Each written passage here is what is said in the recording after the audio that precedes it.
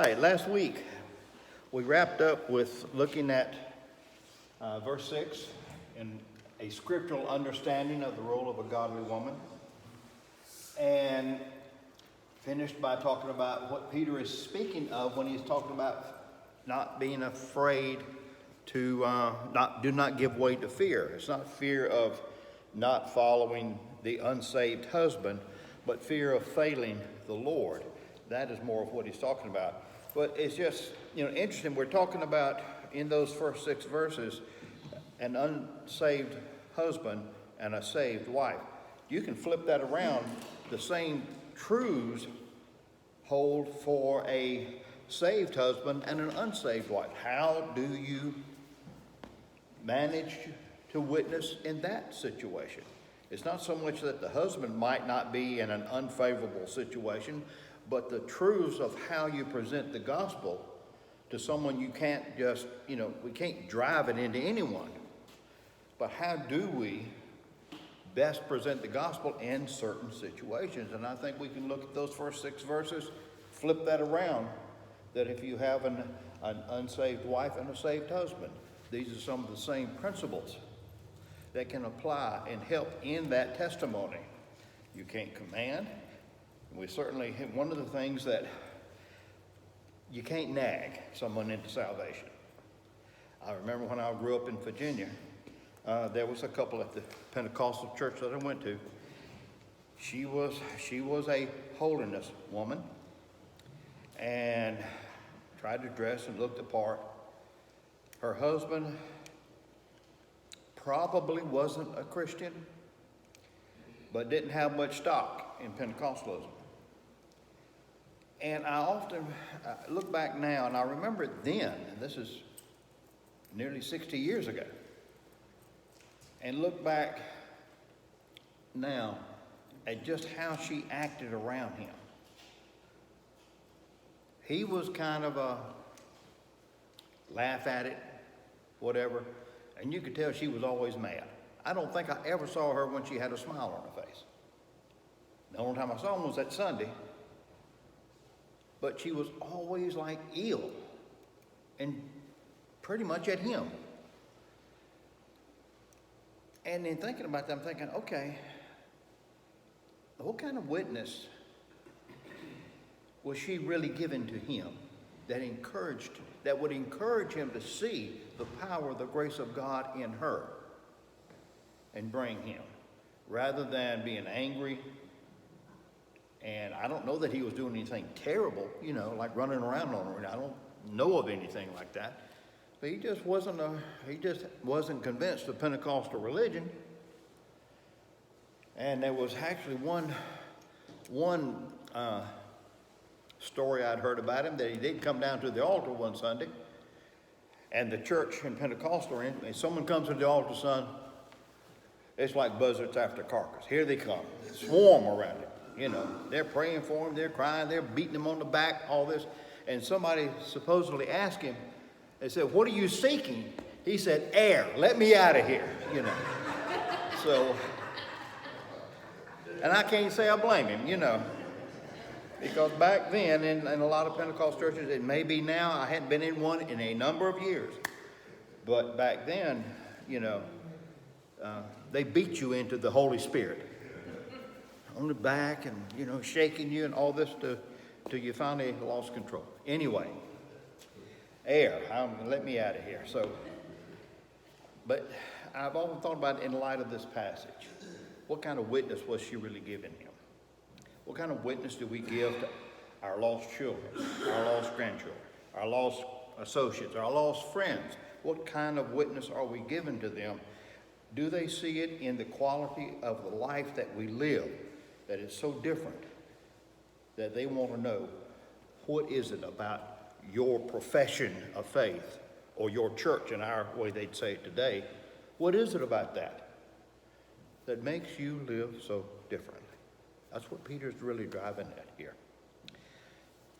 So, but any questions or any comments that you have on those 6 verses? Ladies, anything that come up? Gentlemen, anything that came up as we went through those last week? Obviously, some of them got really convicted and didn't show up this week, but Yeah, okay. Chad? It talks about Sarah and Abraham. Yeah. So, according to those first six verses, the example, so Abraham, was he lost in this situation? Or, you see what I'm saying? Yeah. Because, when Abraham told Sarah to lie about, being a daughter, she obeyed. Yeah. Correct? So I'm just curious, as I read this, I read through those verses, that first verse, I see where it not only talks about the lost husband, but also saved. Mm-hmm. You see what I'm saying? That's Yeah. what I see as so let's save husbands, we can make mistakes too. Oh, yeah. Obedience, obedience. Yeah, and as we talked about it last week with Sarah, that when she first, this is talking about Genesis 18, where she hears about, you're going to have a child. Well, when she first hears that, from a carnal sense, fleshly sense, Abraham was 100 years old, she was 90 years old. And your first impulse would certainly be, really, which is what was her first impulse. And then when the Lord said, what are you laughing about? She said, well, I didn't laugh. He said, yeah, you did.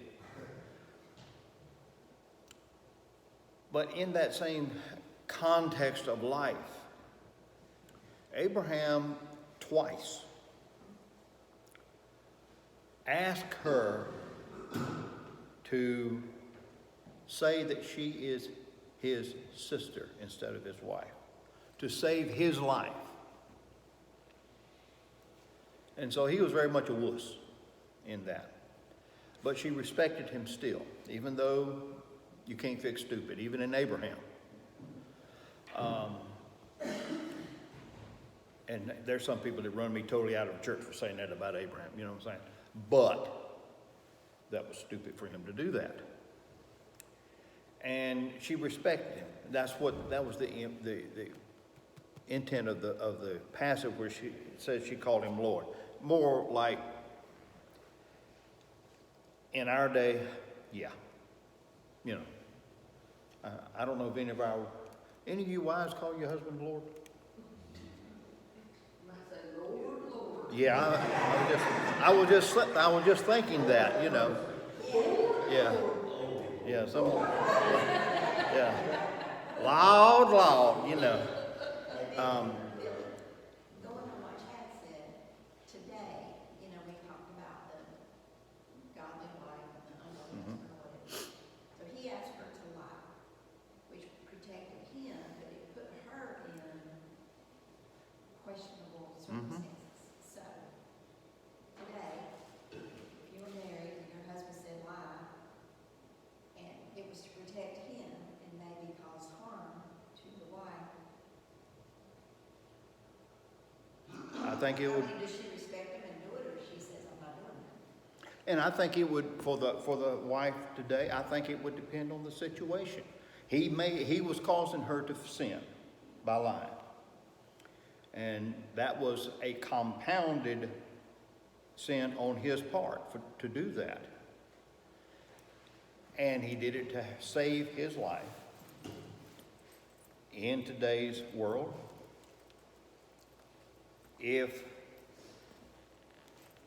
let's put it this way, when I was going through my stuff, and I was really seriously wondering at the first part of whether I was going to go through any of this or not, go ahead and die. And Teresa and I talked about it.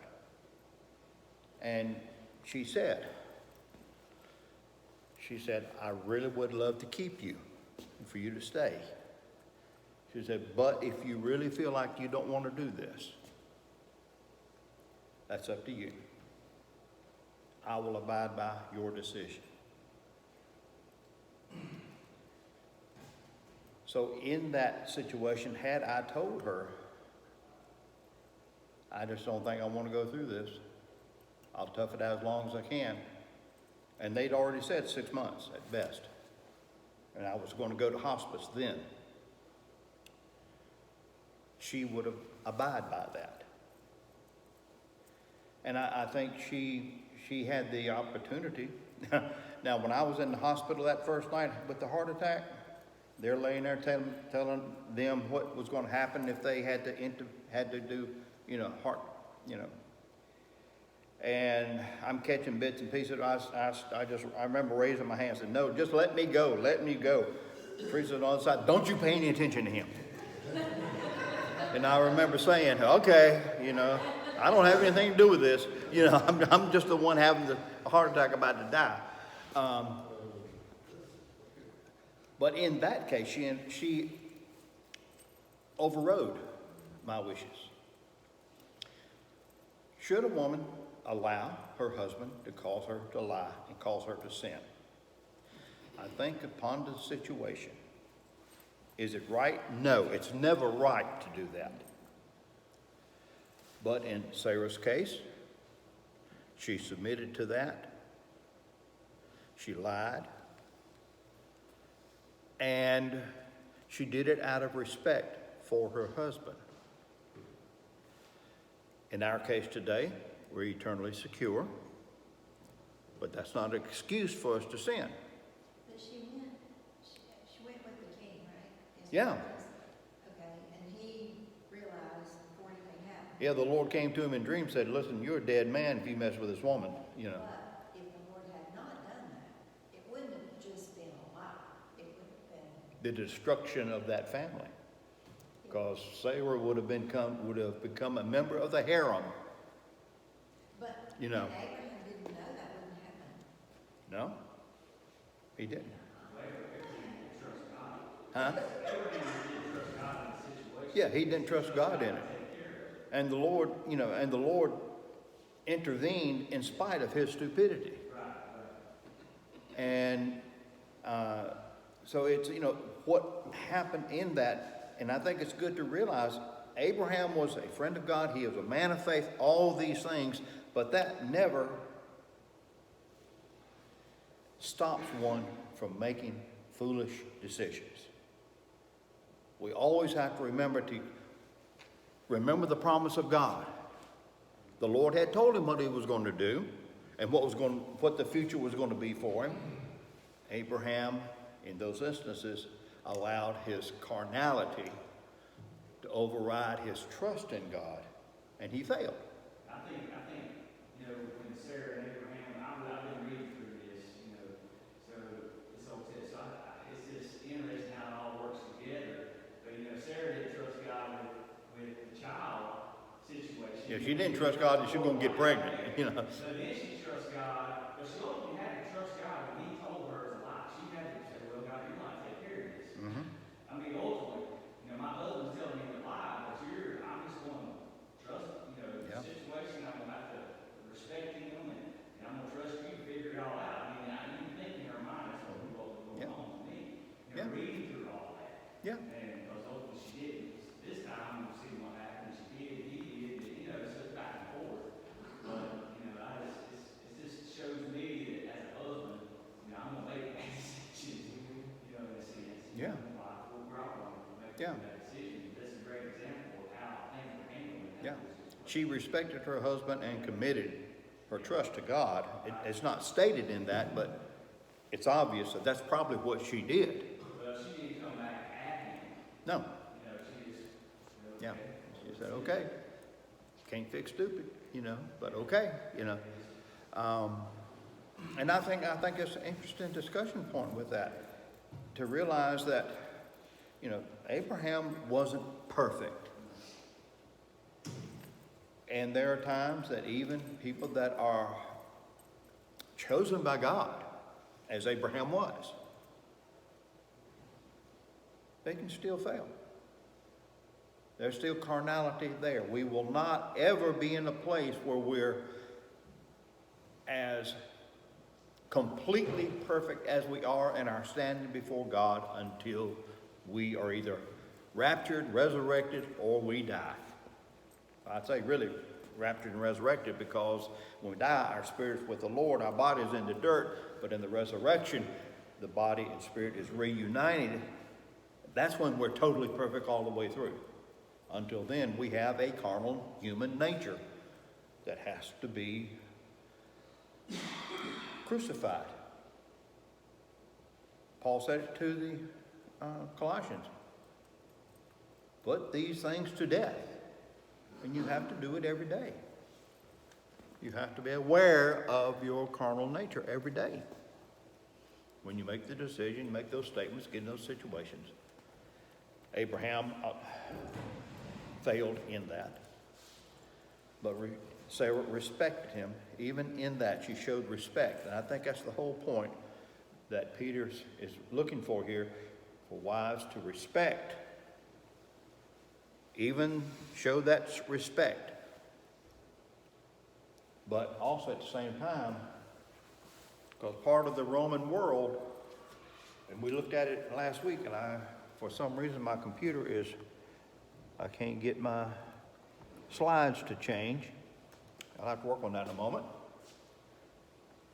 But part of the idea is that when a woman married, she left her gods, whatever they were, and followed her husband's gods. It was an expectation. And Peter is saying, don't give way to the fear of refusal to submit to idolatry. Fear more failing the Lord. And so you could use that in today's world. You've got a husband that's wrapped up in drugs. Don't be afraid to say, no, I'm not going to do that. Fear more failing the Lord. You've got a family situation where there is violence, there's criminality. Someone gets saved. Don't fear refusing to follow what that lifestyle is. Fear more failing the Lord. Good points on that. Now, if you'll give me just a second, I am going to get out of this and see what happens here.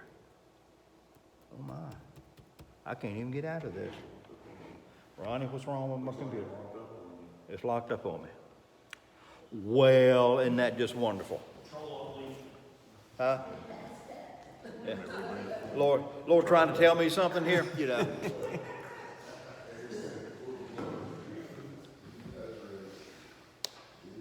Well, while that's going on, because we're going to get into verse 7. Verse 7, husbands, in the same way, be considerate as you live with your wives. Treat them with respect as the weaker partner and heirs with you of the gracious gift of life, so that nothing will hinder your prayers. Let's try this again, okay?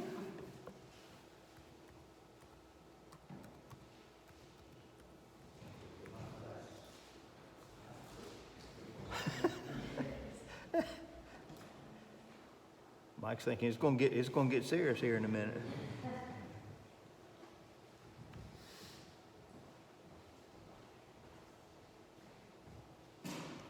All right, let's see here.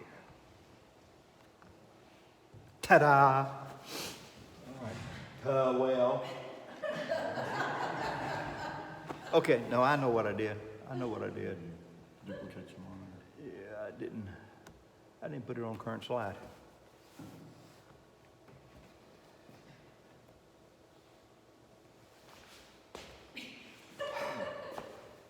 Meanwhile,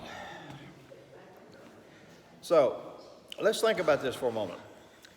Spent the first 6 verses talking about how a wife should witness to an ungodly husband. Now in verse 7, he spends 1 verse speaking to husbands. How does that sound to you, ladies? What comes across your mind when you read 6 verses, verses 1 verse? Think you should have more verses in there. I got it. I'm not sure what slide you're on. Oh yeah, we'll get to what slide I'm on. I'm having to use this. I wonder if it's your numlock or something. There you go. Okay. Okay. Yeah. Husbands, really? You know. 1 verse. And so as my dear canary over here has spoken up, she has said, it looks like it ought to be more verses talking to husbands. Well, I can understand that. Ladies, come on now. And y'all feel the same way? Huh? I love that. That probably hit the nail right on. That was probably a spiritual interpretation of the fact that one verse for men and husbands, and this is Christian husbands he's talking to here. So it's Christians now. One verse, because you got to keep it simple for us men, because we can't understand complicated. So, you know. I love that. I love that. Peter moves from unsaved husbands to Christian husbands. I thought this was going to be good today. I thought when that computer messed up, I think, oh man. Now, this isn't a by the way statement that he's making to men here. Now, let's think about it. Peter's already spoken to the equality of Christian believers in chapter 1.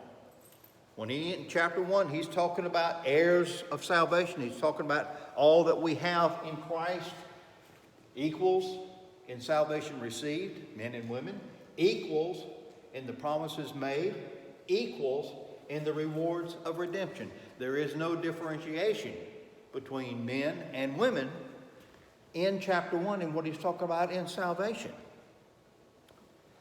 So he's already, laid the foundation, the background to that. Now, husbands,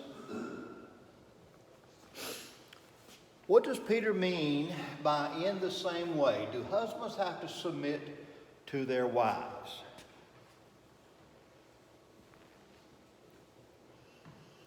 And there's a deafening sound of silence here in the room.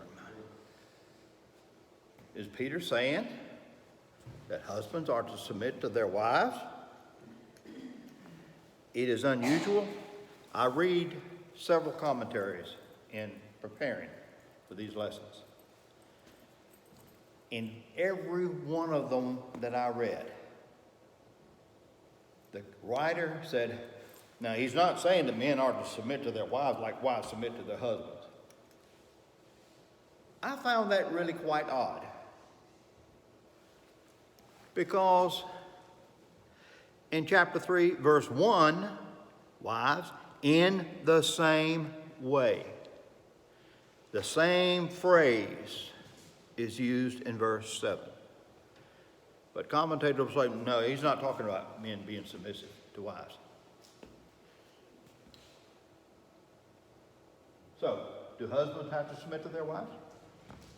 I think that what it's saying is because you're a Christian and you submit to God, you should respect her as a person of God, whether she is a Christian or not. Because you married her, you made that choice, and you should still respect her. I think it's the respect. It's not necessarily rule over or her rule over him. It's more that respect, because he is a Christian. And since he's talking to Christians, they should be submissive to God first and foremost. Okay. And then be submissive to the wife, as in listen and respect and help her, if she's not a Christian, understand what Christianity is. Okay. Okay, gentlemen. Is this what you've heard in your life about whether you should be submissive to your wife or not? How many of you? My Huh? translation has husbands in the same way be considerate versus top wives in the same way be submissive. I guess. Yeah, be considerate. Yeah. NIV, so it's. No, it says that be considerate. Okay, in the same way. Now, what does in the same way mean?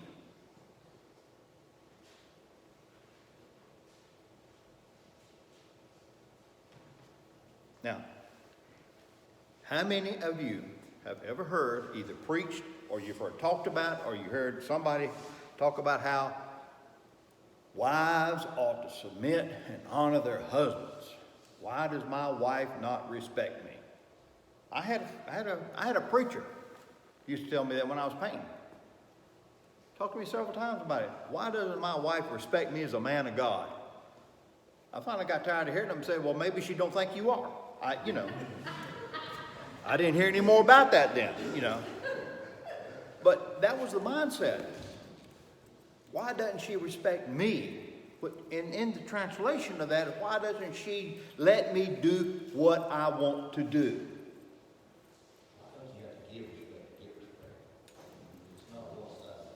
Yeah. So, gentlemen, what do we know about this practically? If mama ain't happy, ain't nobody happy. Yeah, now I'm hearing some amens out of the crowd, We may look stupid, but we are a little smarter Yes, sir. than what we look like. Everything is good as long as our opinion is yes.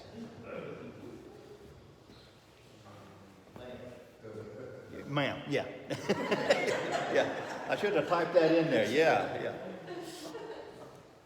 This is what we know practically. Now, in thinking about this, is any of this bad? Are we being wusses because of these two things? Gentlemen, how do you feel about that? We're being shrewd managers. I like that. We're being shrewd. We might look stupid, but we are not. This is not failing to be a man.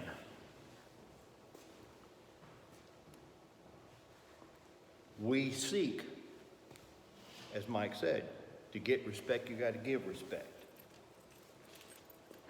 In our land today, we're seeing a switching of roles in a lot of cases. And by that I mean you have stay-home men and working wives. You have an emphasis on equality in responsibilities. You do half, I do the other half. We got to make sure that you're doing the same amount that I'm doing, all this, Wives or women are taking spiritual headship of home. I think that's a big one right there for us today. And women are assuming the role of manhood in home and life. This is some of the practical stuff that we're seeing today.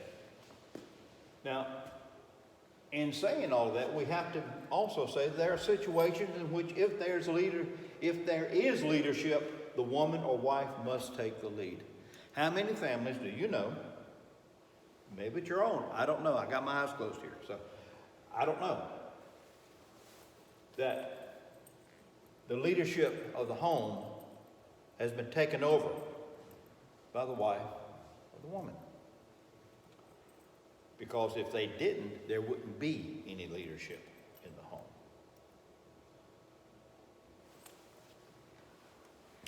Now, Billy, I seen a stat the other day that surprised me. 54% of women are homeowners compared to 46% of men. First time it's ever happened, more women are homeowners than men. yeah.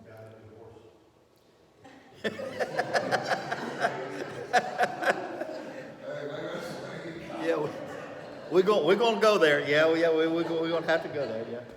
You have to surprise me, They- but you're right, the roles are reversed. The roles are reversing. They're changing, and this makes a lot of people very uncomfortable in our world. And we also have to note that there are situations in which these conditions are voluntary and understood as working together. And there's nothing wrong with this. I don't think it's a crime that 54% of women own houses. Maybe they're in a better job position. They can afford it, so houses, she owns the house. It's in her name. I mean, I don't know that there's anything wrong with this. And I think we have to understand that. This is not giving away anything of our manhood. I was really glad that my wife made a whole lot more money than I did when we got married. I was quite glad of that. Did it intimidate me? Did I feel like I was less of a man? I felt like I should have paid more attention in school. Maybe I could have got a better job when I got grown.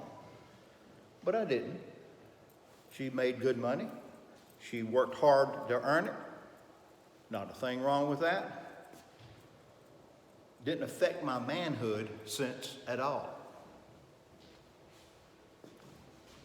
But one thing we have to realize, gentlemen, it is the God-given responsibility of the man or the husband to be the role model, the example of godly manhood for both sons and daughters. That's the big one right there.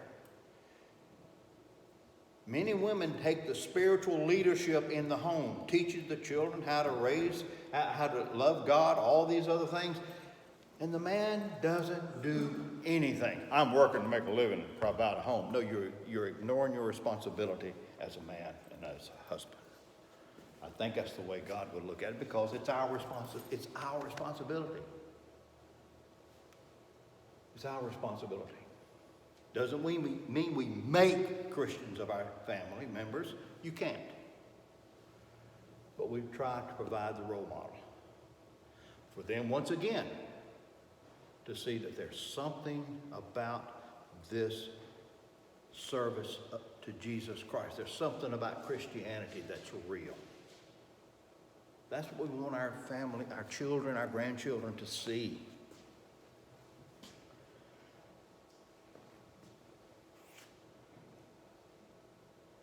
Gentlemen, have we failed in this? I think we have. And at points, we all have. You know, nobody does it all perfect. Being a godly man or husband is hard work.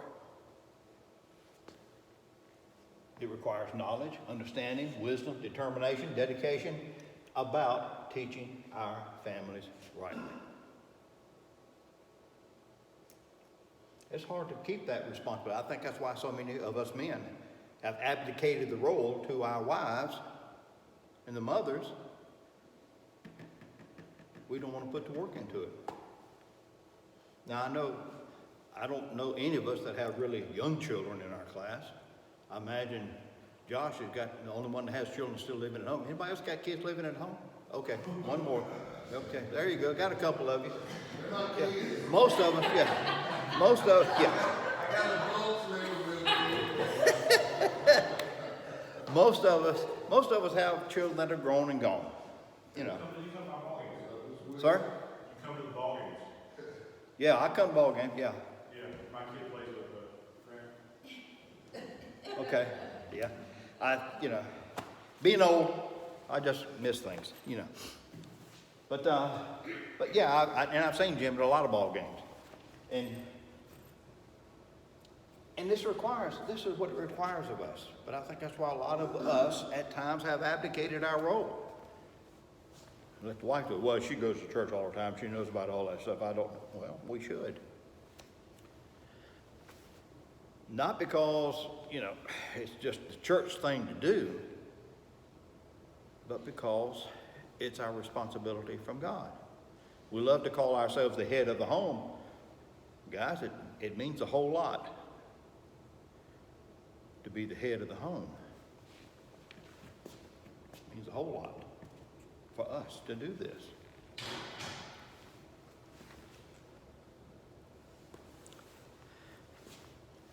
Now, how do we do this, guys?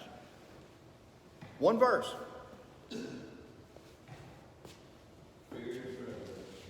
Huh? Fear and trembling, yeah. Do this with fear and trembling. I'm sorry, honey, did I make you mad with that? I didn't mean to do that, One of the things about growing older,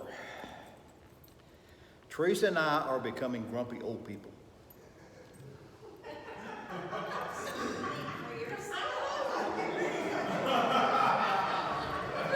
See, I'm taking the headship role here, and I'm going to pay for that, I realize it certainly about myself. Actually, I told one of the doctors last time when I was in the hospital, I said, I never thought I'd have a problem becoming an old man. I said, but getting old is hard. I said, of course, I've had a couple of complications, but I find myself growing shorter in my patience,